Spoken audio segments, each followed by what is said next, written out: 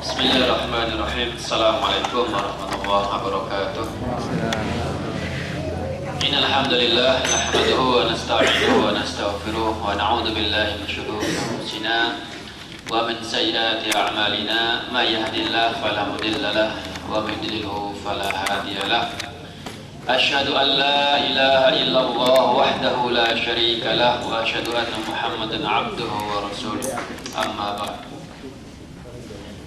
Ikhwata rasyadakumullah, alhamdulillah pada pagi hari ini Allah Subhanahu wa taala masih mencurahkan rahmatnya, nikmatnya, kasih sayangnya kepada kita sekalian, sehingga di pagi hari ini kita bisa menghadiri kajian rutin kita, kajian kitab Bulughul Maram. Kedatangan kita ke sini untuk thalabul ilmi. Mudah-mudahan ya sekalian, dengan kedatangan kita ke sini ini Allah Subhanahu wa taala akan mencurahkan segala ketenangan. Sebagaimana tadi Ustaz Maron mengatakan bahwa tidaklah satupun di antara kita kecuali punya masalah. Dan salah satu solusi keluar dari masalah tersebut adalah menghadiri majelis-majelis ilmi. Sebagaimana yang Rasulullah katakan bahwasanya tidaklah satupun orang itu datang atau menghadiri majelis-majelis ilmi yang mana di dalamnya dikaji ilmu Allah, kecuali Allah Subhanahu wa taala akan menurunkan ketenangan. Kemudian ya sekalian, lain daripada itu, mudah-mudahan kedatangan kita ke sini ini adalah juga untuk melebur dosa kita. Maka tadi Ustaz Marwan telah menyinggung, misalnya masih ada yang punya kebiasaan buruk, salah satu contoh misalnya masih merokok, maka jangan kapok, jangan kemudian kabur. Saya katakan justru malah sering-seringlah datang. Kenapa? Karena dengan kita kesini maka dosa kita akan berkurang, diampuni. Amin. Karena kalau kita sudah misalnya melakukan sesuatu yang Allah tidak menyukainya, kemudian justru kita semakin jauh dan menjauh dari kebaikan, artinya apa ya sekalian? Keburukan kita tumpuk dan kita tidak pernah menambah kebaikan. Sementara kalau kita misalnya masih ada di antara kita yang terjerumus dalam perbuatan yang tidak baik, kemudian keburukan tersebut kita imbangi dengan kebaikan, maka keburukan akan hilang. Meskipun nanti berbuat lagi, kita imbangi lagi dengan kebaikan, terus seperti itu. Makanya kata Rasulullah, ketika orang-orang berdiri bubar dari pengajian, maka kata Allah Subhanahu wa taala, bangunlah kalian semuanya, bangkit dan bangunlah kalian semuanya, fa antum maghfurunlah, kalian telah terampuni. Qad budilat sayyi'atukum hasanat, keburukan kalian telah Allah ganti menjadi kullu bani Adam khata'un. Tak seorang pun dari anak Adam ini kecuali pernah terjerumus dalam perbuatan dosa. Maka saya harapkan misalnya ada tadi yang tersinggung, misalnya ada yang masih belum bisa meninggalkan kebiasaan buruk tadi itu, maka jangan anggaplah itu adalah nasihat baik. Meskipun belum bisa meninggalkan, anggaplah itu nasihat baik dan berdoa mudah-mudahan Allah bisa membantu kita untuk meninggalkannya tadi itu. Amin ya rabbal alamin. Ikhwata rasyadakumullah, berikutnya kita akan teruskan kajian kita.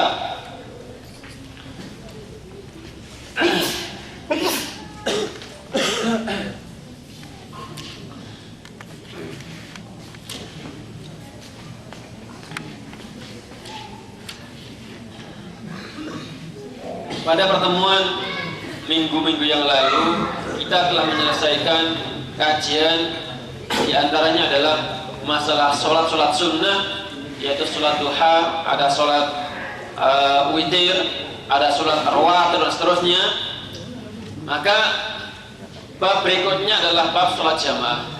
Saya bertanya ini Bapak sekalian, enaknya kita teruskan apa kita ulang lagi?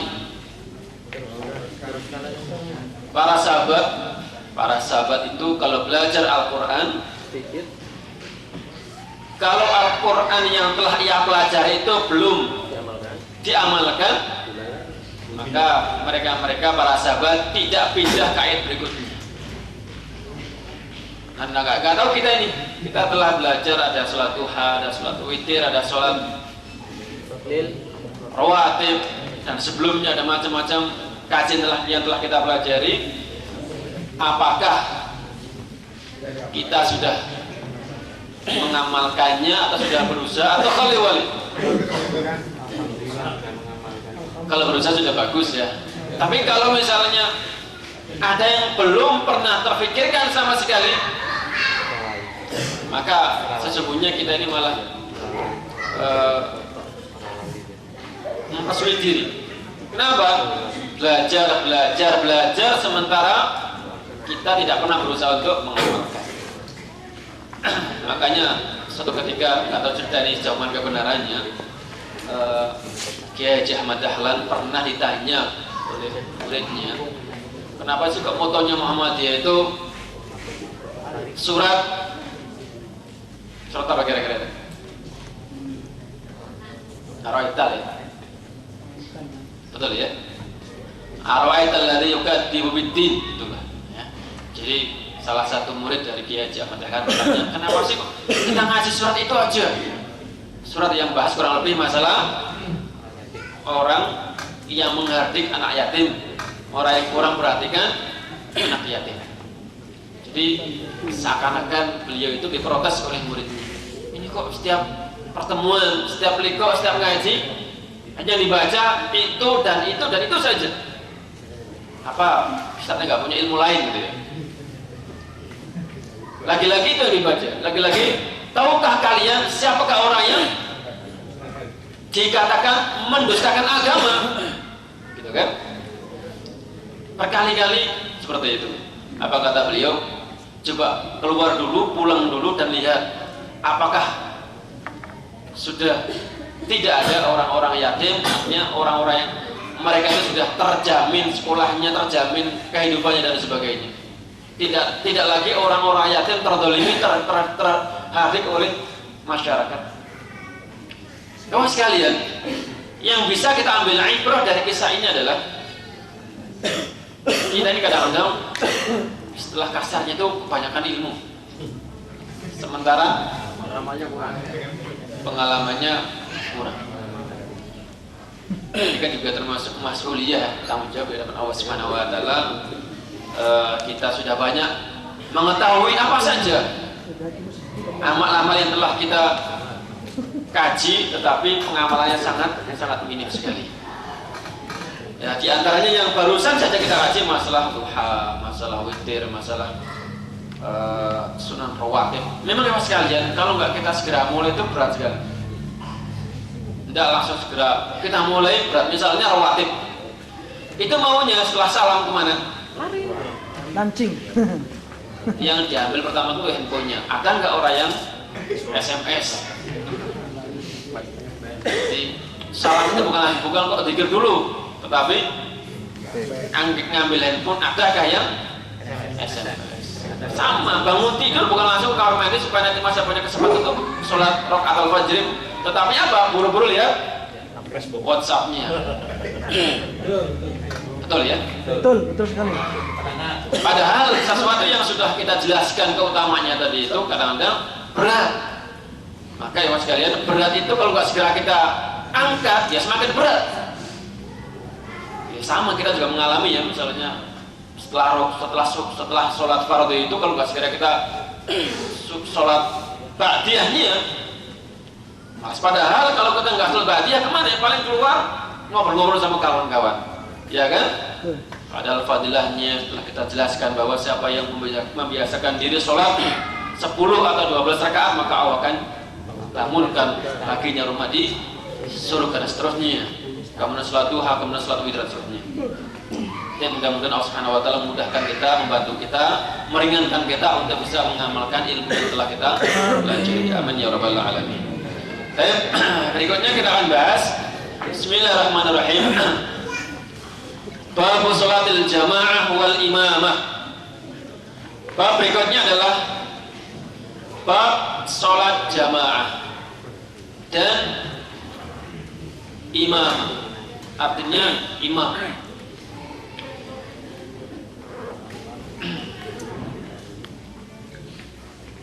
An Abdullah bin Umar, semoga Allah meridhoinya, anna Rasulullah sallallahu alaihi wasallam qala salatul jama'ati afdalu min salatil fardhi bi 27 darajatan.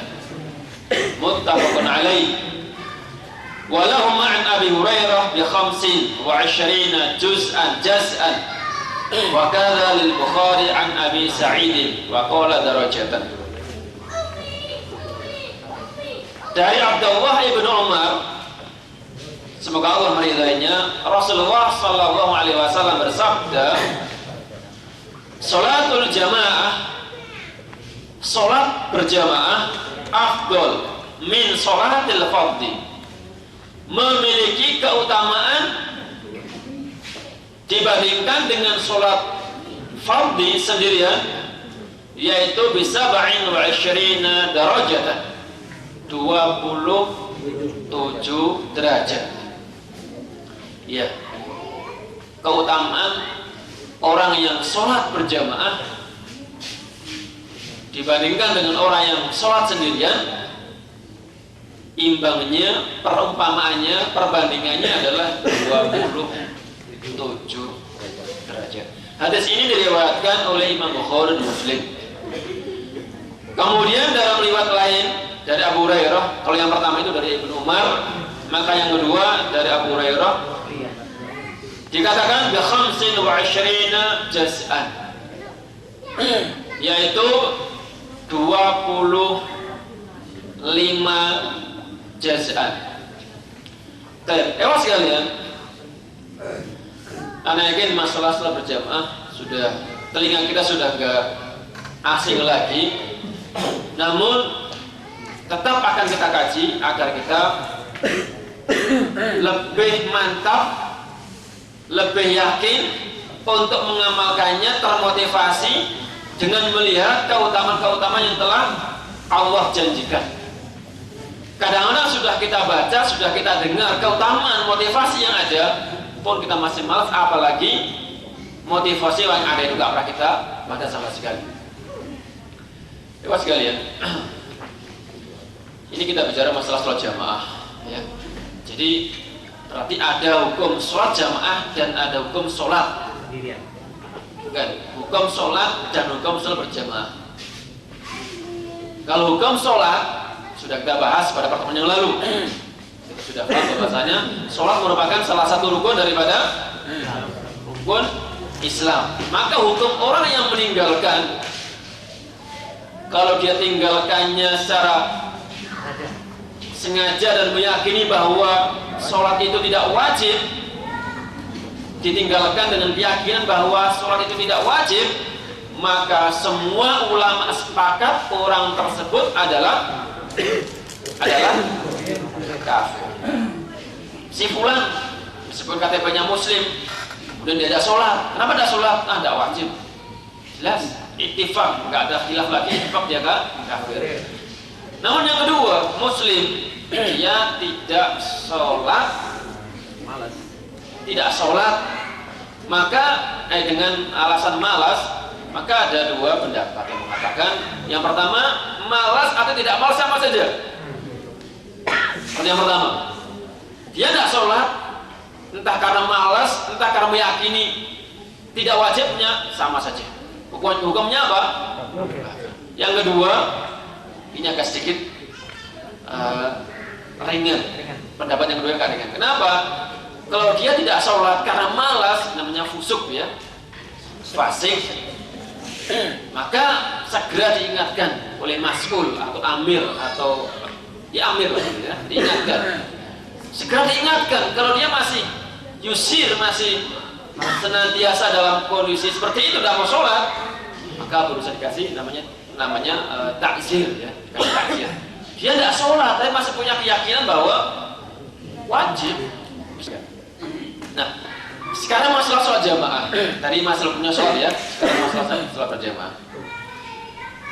Kalau kita lihat di sini hadis yang pertama, sholatul jamaah. Yang pertama ini hanya memberikan penjelasan motivasi perbandingan antara orang yang sholat berjamaah dengan orang yang sholat sendirian. Nggak sampai membahas hukumnya. Nggak sampai bahas hukumnya bagaimana kalau si fulan itu ke masjid berjamaah dan si fulan di rumah. Ini bagaimana hukumnya? Kalau lihat dalam hadis ini belum sempat dibaca dulu. Seperti nanti kita belakang. Kita lihat dulu keutamaannya. Ya sekalian, dua hadis ini seakan-akan bertentangan. Yang pertama mengatakan 27 dan yang kedua mengatakan 25. 25. Mana yang rojih? Mana yang paling pas? Kira-kira mana yang paling rojih ini? 27. Sama. Kalau dikasih 26 kurang. Gimana? Kurang. Ya sekalian, sesungguhnya kalau kita mendapatkan ada hadis yang semacam ini, keutamaan amal tertentu, misalnya dikatakan 27 dan lain dikatakan 25, sesungguhnya ini tidak menunjukkan jumlah tertentu. Maksudnya bukan kok 27 atau 25-nya, bukan. Bukan itu yang dimaksud. Yang dimaksud adalah kalau orang itu sholat berjamaah, maka pahalanya atau keutamanya lebih daripada yang sendirian. Jadi maksudnya tidak hanya 27 atau 25-nya. Sebagaimana dalam hadis dikatakan, misalnya kata Rasulullah, nanti orang Yahudi akan terpecah menjadi sekian, orang Nasara akan terpecah menjadi sekian, dan orang-orang Muslim akan menjadi berapa? 73. Dan semuanya finnar illa wahidah. Awas sekalian, hadis ini pula juga tidak bermaksud untuk mentahdid hanya 73 atau 72 dan 1. Karena kalau kita hitung kelompok-kelompok baik Yahud, Nasara maupun umat Islam ratusan. Yang sesat saja misalnya Syiah itu sudah berpuluh-puluh juga, ini baru Syiahnya, baru yang lainnya. Maka jumlah itu hanya menunjukkan banyak saja. Kembali masalah ini, jumlah 27 atau 25 ini bukan pembatasan. Bukan pembatasan jumlah itu, melainkan menunjukkan apa? Maksudnya adalah banyak dibandingkan dengan sholat. Ya, baik. Ya sekalian. Kemudian, kalau begitu kenapa harus 2? Kan bisa saja cukup dengan yang 25 atau 27. Kenapa harus 2 seperti itu? Baik. Para ulama memberikan penjelasan. Qila dikatakan boleh jadi maksud ada khilaf 25 atau 27. Qila dikatakan boleh jadi karena dia sholat sama-sama berjamaah, tetapi pertama masjidnya berbeda. Ini masjidnya dekat, misalnya si fulan sholatnya di samping rumahnya dan si fulan agak jauh. Sama-sama masjid, sama-sama jamaah, cuma yang satu dekat dan yang satu jauh. Nah, dianggap bahwasanya pahalanya berbeda, lebih banyakkan yang jauh. Tapi kalau sudah komat jangan malah menjauh. Kalau sudah komat ya tentu aula yang tepat waktu kan. Yang kedua, sama-sama di masjidnya yang ada, sama-sama masjid ini ya. Kalau tadi kan jauh dan dekat ya, sekarang sama-sama masjid. Sama-sama masjid, masjid juga sama-sama ukurannya, besarnya sama, jamaahnya juga sama. Bedanya adalah khusyuknya. Sama-sama di saf pertama, sama-sama dempet juga di belakang imam. Pun demikian, pahalanya berbeda, ada yang 25 maupun 2. Apa yang membedakan? Dikatakan boleh jadi karena apa? Tingkat kekhusyukannya berbeda. Atau ya sekalian, boleh jadi sama-sama khusyuk, tetapi jumlah jamaah membedakan. Ini sama-sama masjid, sama-sama jauhnya sama, tetapi di sini jamaahnya sampai misalnya 100 jamaah sampai 1000, sementara yang di sini cuma misalnya 10 orang. Itu itu pun juga berbeda. Yang terakhir dikatakan begini, berbeda darajahnya, keutamaannya, sebab karena yang satu mendapati imam dari awal, sementara yang kedua mendapati imam bukan salam lah, itu namanya bukan jamaah lagi ya, itu namanya nggak dapat jamaah. Yang kedua mendapati imam sudah dapat satu, sama-sama jamaah, sama-sama di masjid yang sama-sama jumlah, sama-sama khusyuk, namun mendapati imam berbeda. Nah, itu salah satu penjelasan dari para ulama kenapa kok di sini perbedaan atau keutamaan orang yang sholat jamaah dikatakan 27, ada 25. Salah satu alasannya ada karena apa? Boleh jadi masjidnya berbeda, jamaahnya jumlahnya berbeda, tempatnya berbeda, kekhusyukannya juga berbeda. Ini yang pertama itu. Sekarang kita lihat hukum sholat berjamaah, teman sekalian. Wa an Abi Hurairah, semoga Allah meridhoinya, anna Rasulullah sallallahu alaihi wasallam qala, Rasulullah bersabda, walladzi nafsi biyadih. Ini Rasulullah bersumpah, walladzi nafsi biyadih. Sumpah itu tidak boleh menggunakan sesuatu kecuali dengan nama Allah. Kita lihat di sini Rasul bersaksi, walladzi nafsi, dan demi nyawaku yang ada di tangan. Ini boleh. Perhatikan, tidak boleh kita bersumpah kemudian demi bangsa, demi negara. Itu berbahaya sekali sebetulnya itu. Bisa masuk dalam perbuatan syirik. Misalnya demi istriku misalnya ya, tidak boleh. Sumpah, maksud saya tadi sumpah ya. Kita mau bersumpah tidak boleh menggunakan selain nama Allah. Ya. Demi yang jiwaku ada di tangannya, laqad hamamtu an amura bihatabin fayuhtataba. Sungguh aku berniat, kata Rasulullah, akan memerintahkan seseorang untuk mengumpulkan kayu ranting, kayu bakar, untuk mengumpulkan kayu bakar. Tsumma amura bis shalah. Lalu aku perintahkan orang tersebut untuk mendirikan sholat, fayu'adzan, lalu diiqamahkan untuk dimulai sholat. Tsumma amura rajulan faya'umman nas, lalu aku perintahkan seorang untuk menjadi imam. Tsumma ukhalifa ila rijalin, lalu aku pergi menuju orang-orang yang la yashhaduna sholah, orang-orang yang tidak sholat. Fauharriqa alaihim buyutahum, lalu akan aku bakar rumah-rumah mereka.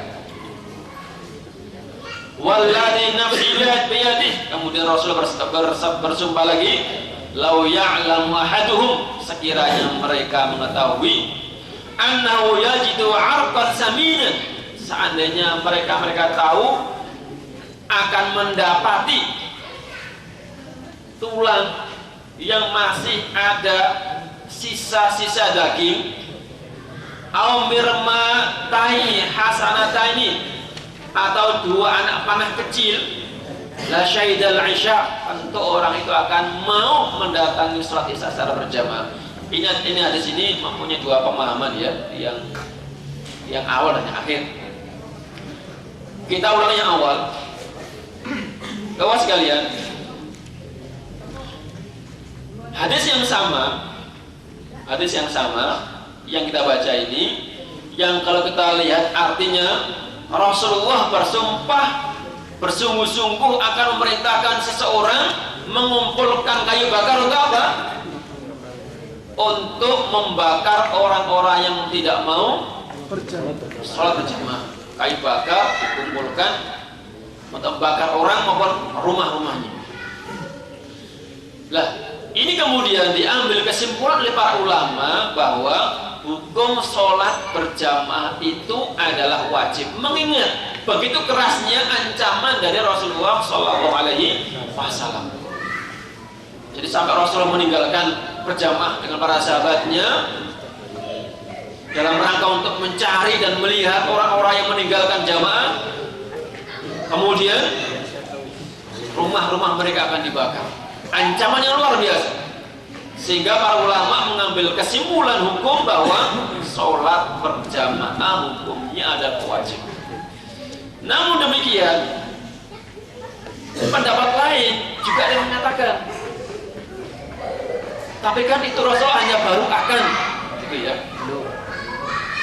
Prakteknya Rasulullah belum pernah membakar, begitu katanya. Prakteknya Rasulullah belum pernah membakar rumah-rumah orang yang tidak berjamaah. Nah, akhirnya karena memang kenyataan belum pernah terjadi seperti itu, sehingga ada sebagian ulama yang menganggap bahwasanya bukan sunnah ya, jadi tidak sampai dosa, gitu lah. Meskipun ini pendapat yang lemah, gitu ya, pendapat lemah. Nah, yang rajih yang kuat adalah hukumnya selama tidak ada udzur, tidak ada halangan, maka menuju ke masjid bagi kaum laki-laki adalah wajib. Sementara untuk perempuan, sekalian, untuk perempuan, Rasul mengatakan bahwasanya sebaik-baik sholat para wanita adalah di mana? Di rumahnya. Tapi ingat, para perempuan, ibu-ibu, kadang-kadang Allah mengasih kemudahan seperti itu malah dimanfaatkan apa? Misalnya subuhnya karena merasa tidak harus ke masjid, suaminya sudah bangun, istrinya masih tidur. Suaminya sudah datang ke rumah masih tidur. Terus sampai waktu siang baru sholat. Merasa karena tidak berkewajiban ke masjid, padahal kata Rasulullah bahwa amal yang paling Allah cintai salah satunya adalah as-sholatu ala waqtiha. Sholat tepat pada waktu. Kalau laki-laki ya ke masjid tepat waktu. Kalau perempuan meskipun tidak ke masjid tepat waktu. Nah, ini juga yang di sini punya keluarga, punya istri misalnya. Kadang-kadang laki-lakinya masya Allah ya, punya semangat giroh, ada langsung ke masjid. Tapi istrinya enggak, masih santai-santai. Suaminya pulang dari masjid baru dia sholat, dan itu termasuk yang bagus. Suaminya pulang sudah berjamaah tepat waktu, pulang istrinya baru.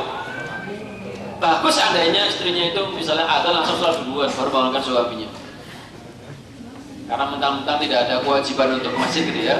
Padahal sesungguhnya kita lihat afdal amal yang Allah cintai adalah sholat tepat waktu. Nah, teman sekalian, kadang-kadang juga kenyataan yang ada di sini kita amati. Waktu sholat para laki-laki ke masjid, namun kenyataan menurut saya nggak bagus ya. Perempuan-perempuan malah justru duduk di depan toko-toko. Padahal memang dia tidak wajib ke masjid gitu ya, memang ya. Tapi kan ada perintah lain, ada keutamaan lain. Apa itu? Sholat tepat waktu. Dan nyata seperti itu. Kalau ditimbang-timbang sih alhamdulillah di kampung kita masya Allah ya, ibu-ibu, orang tua-tua masjid. Tapi kadang-kadang kebangetan apa? Ibu-ibu, bukan ibu-ibu, maksudnya adalah kemanten muda baru. Anak mati itu kalau baru awal-awal nikah 1, 2, 3 seminggu hari berdua bareng-bareng itu masih semangat. Setelah sudah 2, 3 minggu udah enggak ada. Yang aktif masih siapa? Nenek-nenek. Yang mbak-mbaknya yang awal-awal nikah itu saya lihat masya Allah ya, berdua pakainya rapi, bagus, wangi lagi, bikin fitnah lagi ya. Tapi cuma seminggu setelah itu sudah nggak ada lagi. Kawan sekalian kembali. Jadi hadis ini, hadis yang diriwayatkan dari Abu Hurairah, ini menunjukkan betapa kerasnya peringatan, kerasnya ancaman bagi orang-orang yang meninggalkan sholat berjamaah. Nah, inilah kemudian yang dijadikan landasan hukum, termasuk mazhab di sini Al-Hanabilah yang mengatakan bahwasanya sholat berjamaah adalah wajib. Tentu kecuali karena udzur misalnya ya, sakit atau orang yang lainnya. Nah, kalau dikatakan wajib, kemudian bagaimana dengan orang yang sholat tidak berjamaah? Kira-kira sah tidak? Ya sah, tetap sah. Jadi meskipun berjamaah itu adalah hukumnya wajib, namun bagi yang misalnya tidak sempat berjamaah, tetap dia wajib untuk sholat, dan sholatnya juga tetap sah. Ya. Kemudian ya sekalian, akhir dari hadis ini, walladzi nafsi biyadihi law ya'lamu ahaduhum, dan demi yang jiwaku ada di tangannya, law ya'lam, sekiranya salah satu mereka mengetahui, annahu yajidu, mereka seandainya ke masjid berjamaah, kemudian dengan itu, dengan jamaah itu dia mendapati arqan samina. Arqan itu adalah tulang kambing yang masih ada sisa-sisa daging. Kata Rasulullah, seandainya orang itu ke masjid berjamaah dan mendapati itu, la syahidal isya, niscaya dia akan mendatanginya. Ini maksudnya apa ya sekalian? Contoh ini adalah sesuatu yang sangat hina. Bayangkan sudah tulang, dagingnya tinggal sisa. Apa hubungannya ini? Maksudnya ini adalah orang-orang munafik. Orang-orang munafik ke masjid berjamaah bukan karena mendapatkan ridho Allah, bukan. Apa misalnya ada tamu datang ke rumahnya, waktunya sholat, yang biasanya tidak ke masjid karena ada tamu, ini masih mendingan ya, karena tamunya ahli sholat, karena tamunya ahli jamaah. Tapi kalau tamunya satu kelas dengan dia, selevel, ya kan? Nah, ini orang munafik seperti itu. Kalau tamunya kelihatan agak ahli sholat, ya waktunya ada, ayo kita sholat, karena dia malu. Tapi kalau melihat temannya sudah tahu lah, tiap hari, tiap minggu dengan dia, udah ahli sama-sama seperti itu, meskipun adzan sudah didengar keras sekali, ya, nggak ada reaksi untuk ke masjid. Lah ini orang-orang munafik sekalian, dia ke masjid, kata Rasulullah, syahidal isya, niscaya dia akan ke masjid. Kenapa? Yang dia cari adalah kemanfaatan duniawi. Di sini apa? Tulang kambing. Bukan ridha Allah Subhanahu wa taala. Tadi itu apa? Ada tamu, kawannya yang kelihatan itu jidatnya ahli sholat sujud, dia ke masjid. Apa yang dia cari? Bukan itu Allah, melainkan itu kawannya tadi itu. Cuma dikata meskipun juga ahli sholat, padahal enggak. Nah, maka hadis ini sebetulnya dua pemahaman, dua hikmah. Yang pertama masalah hukum sholat, dan yang kedua adalah masalah sholatnya orang munafik adalah karena manusia. Kemudian ya sekalian, dipertegas oleh Rasulullah di sini. Qala Rasulullah sallallahu alaihi wasallam, afdalus sholati 'alal munafiqin sholatul isya wa sholatul fajri. Bagi orang-orang munafik, sholat yang paling berat adalah isya dan fajar. Kalau fajar rata-rata sama ya. Di Indonesia atau di sini rata-rata sama ya. Kalau isya itu, kalau di Indonesia pas, kenapa? Pulang kerja biasanya ke sore kan, sebelum maghrib mandi-mandi, maghrib cuma di masjid karena masih fresh kan. Setelah pulang sama maghrib nonton TV, main bola, wah enak sekali. Ada isya jam 12 malas. Iya enggak? Cuma tuh lihat di Indonesia itu kalau maghrib jamannya agak banyak kan? Ya. Kalau isya, wah ini kata Rasulullah. Entah karena nonton TV atau karena keenakan ngobrol. Ada tamu ngobrol, wah enak sekali sampai jam 10 sampai malam.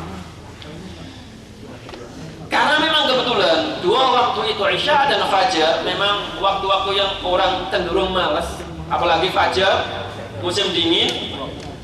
Tidurnya kemalaman, wah, masya Allah ya. Pokoknya lah, paling ini apa? Ya tidur. Kata Rasulullah, walau ya'lamuna ma fihima.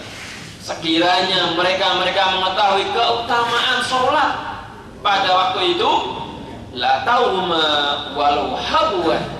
Sungguh mereka akan mendatanginya. Coba sekalian, siapa kata Rasulullah, walau habwan. Habwan itu kayak anak kecil merangkak, belum bisa berjalan. Ketika minta jajan ke ibunya, ke bapaknya, dia belum bisa jalan, baru bisa merangkak. Meskipun cuma permen, karena begitu kepenginnya. dia rela ngerangkak-ngerangkak di batu, di tanah kotor, ya kan, untuk mendapatkan apa? Permen tadi itu. Lalu Rasulullah memberikan contoh seperti itu. Sekiranya para manusia mengetahui keutamaan yang ada pada sholat Isya dan Fajar, niscaya meskipun dia kedinginan, meskipun badannya kurang fit, tetap akan bismillah, selimut dibuang dan bangun. Kenapa? Karena sholat Fajar itu masyhudah, disaksikan oleh para malaikat. Dan jangankan sholat fajarnya, sholat sunnahnya saja sebelumnya itu rakaatul fajri, kata Rasulullah, khairum minad dunya wa ma fiha.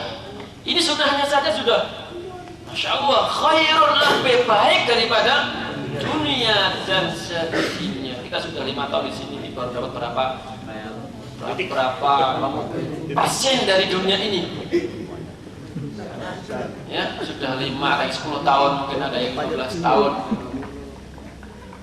Semuanya mencari apa? Ngaku aja lah dunia. Tapi kalau Rasulullah dengan roh atal fajri, maka kita mendapatkan dunia dan seisinya.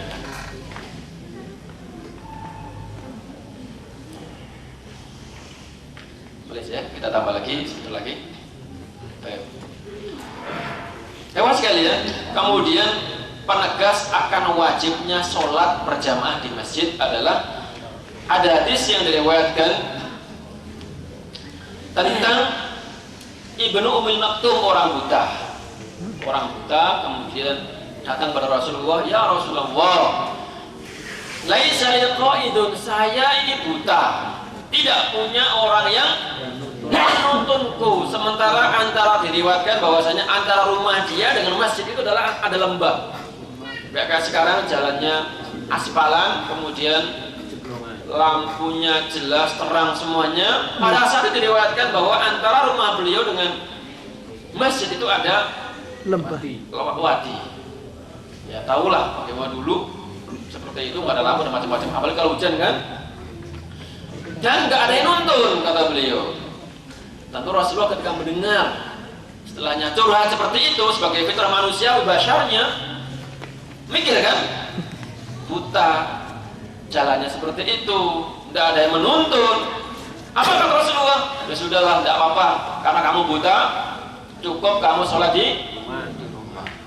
Karena kasihan, ternyata orang itu baru mulai keluar dari rumahnya, kata Rasulullah, hal tasma'an nida. Stop.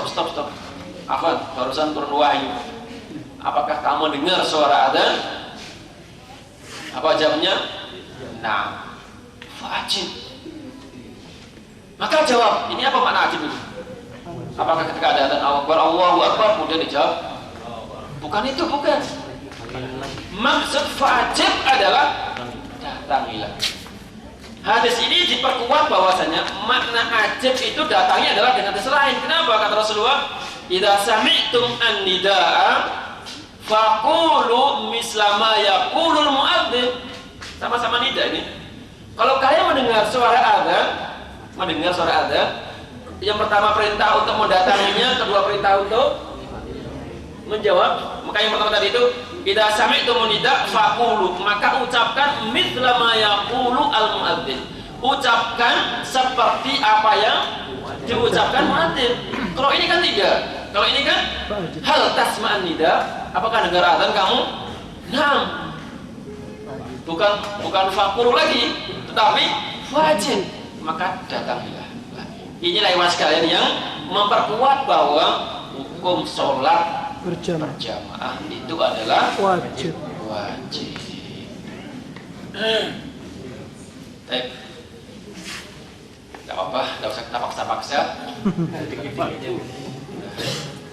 Sedikit yang penting ada manfaatnya. Demikian, silakan ada pertanyaan. Hukum tahlilan di hari raya Idul Fitri atau di kuburan, hukumnya bagaimana? Kok jadi tahlilan? Kita simak dulu aja. Berapa ukuran 1 derajat itu? Ini pertanyaannya ya gampang susah ini.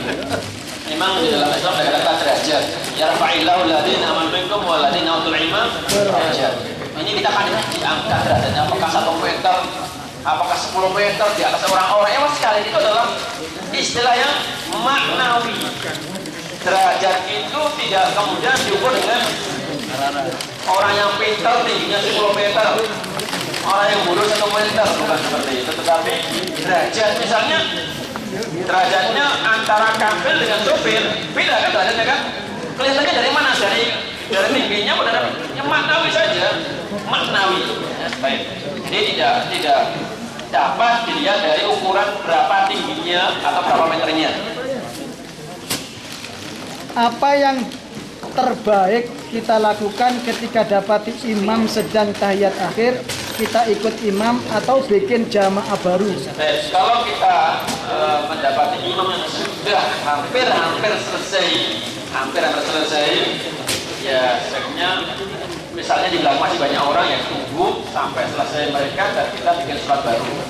Tetapi kalau misalnya baru mulai tahiyat, apa ikuti aja. Kata Rasulullah, kalau mendapati imam, ya ikuti aja. Tapi lebih utama kalau memang sudah mau selesai, Termasuk golongan manakah orang yang sholatnya pada hari raya Idul Fitri dan Idul Adha saja? Orang yang sholatnya hanya 2 kali di Idul Adha dan Idul Fitri, maka kembali masalah hukum pertama tadi itu, dia tidak sholat itu karena meyakini tidak wajib, tidak kafir. Tapi kalau dia karena malas, maka wajib bagi amir, bagi pemimpin, amir mukminin wajib untuk mengasih takdir, mengajak ini, mengajak ini. Bagaimana hukumnya orang yang berganti alat kelamin? Haram ya. Apakah sholat berjamaah? Kajian masalah dakwah. Apakah sholat berjamaah sama istri di rumah juga dapat pahala 27 atau 25? Ya, perjamaah di mana saja berpahala. Apakah dapat 25 atau 7? Ada tentuan. Yang penting dia mendapat keutamaan dibandingkan dengan sholat sendirian. Tapi kadang-kadang ini sakitnya itu kalau kemantan kemudian akan ngetren kalau berjamaah dulu, paling adalah salah. Bagaimana tata cara berwudu pakai kaos kaki dan batasan sampai kapan batalnya? Karena hukum wajib wudu kan harus pakai air. Kalau orang wudu kemudian membasuh kaos kaki, ini materinya berbeda. Kalau itu masuk dalam bab masalah khufain, membasuh kaum, dan itu diperbolehkan. Baik orang yang tidak safar maupun yang safar.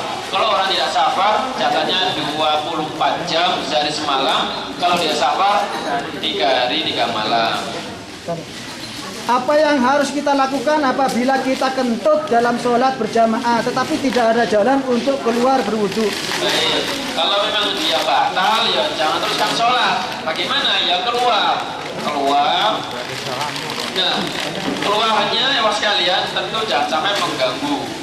Bagusnya langsung dengan cara yang pelan-pelan, jangan sampai mengganggu konsentrasi mereka. Karena pemahaman dulu kita mengaji masalah sutroh itu ya sekalian. Ingat ya masalah sutroh ya. Sebetulnya sutroh itu adalah imam. Untuk orang yang di belakang imam makmum itu bukan sutroh. Makanya dulu kan pernah kan kisah di Mina itu ketika Rasulullah sholat jamaah dengan para sahabatnya, salah seorang sahabat berjalan di depan makmum dan tidak apa-apa. Sholat nggak bisa khusyuk sama sekali. Apakah sholat kita diterima? Berusaha diterima atau tidak, ini yang tahu hanya Allah Subhanahu wa Ta'ala. Tetapi kita harus berusaha bagaimana supaya bisa kita khusyuk. Apakah semua gerakan imam wajib diikuti seperti ketika makmum terlambat sholat dan ketika tahiyat akhir imam duduk tawarruk? Apakah makmum juga mengikuti? Ya, semua gerakan imam wajib diikuti selama itu dalam batasan sholat ya. Tapi kalau misalnya imamnya garuk-garuk, itu kan bukan masalah sholat. Selama itu gerakan sholat, maka wajib diikuti. Maka karena apa? Ju'ilal imamu liyutamma bihi. Bolehkah menjadi makmum di belakang makmum yang masbuk? Boleh. Apakah wanita diwajibkan juga untuk mengerjakan sholat berjamaah Iya. di kamarnya? Iya, itu lebih utama di rumahnya sama anak-anaknya, ya. Bukan di masjid. Apakah sholat witir wajib ada doa kunutnya? Kemudian yang kedua, apakah sholat witir bila dikerjakan 3 rakaat pakai tahiyat awal dan akhir? Sholat witir kalau 3 rakaat itu kan rakaat terakhir saja. Jadi kalau lagi witir bisa 1 rakaat, bisa 3. Kalau dia 3 rakaat, caranya adalah sholat pertama, kedua, ketiga baru duduk. Yang kedua tidak boleh duduk.